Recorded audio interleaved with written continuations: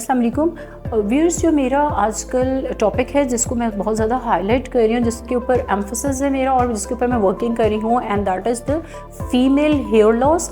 और female hair loss के बहुत ज़्यादा कॉजेज़, बहुत ज़्यादा रीजंस मैं भी अपनी वीडियोस में करती रहती हूँ और दूसरे डॉक्टर्स के भी आपको अवेलेबल होंगे, आपको सोशल मीडिया से मिल जाएंगे, आपको वेबसाइट्स एंड नेट वगैरह से मिल जाएंगे।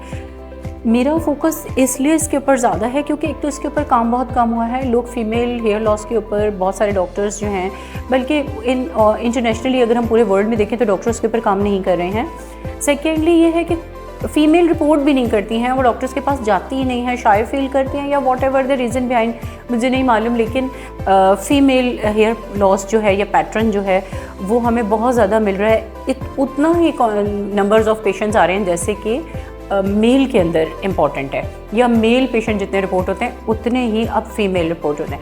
पहले ये होता था कि हम एज वाइज भी डिवाइड कर रहे होते थे कि लाइक टीनेजर्स का ये रीज़न हो सकते हैं, मिडिल एज में ये रीज़न हो सकते हैं, प्री मेनोपॉज़ल 40+, 50+, 60।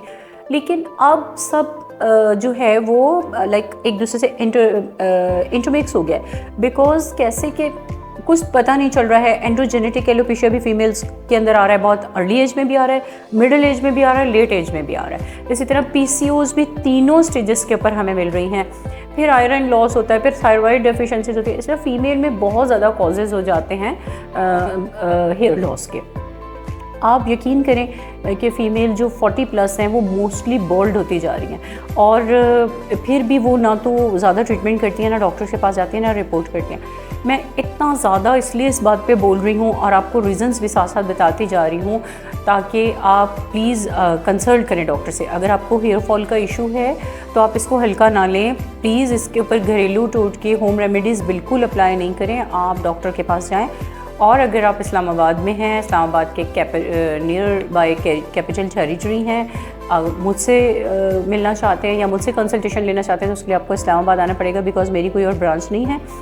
और मैं एक फ़ीमेल डॉक्टर की हैसियत से आपको लाजमी ये बात कहूँगी कि आप मेरे पास कंसल्ट करें ताकि हम दोनों को एक दूसरे की जो अंडरस्टैंडिंग होगी वो एक मेल डॉक्टर को नहीं होगी। लेकिन अगर आपके शहर मुझसे दूर है या आप नहीं आ सकते हैं तो फिर आप अपने शहर में भी कंसल्ट कर सकते हैं। Thank you so much.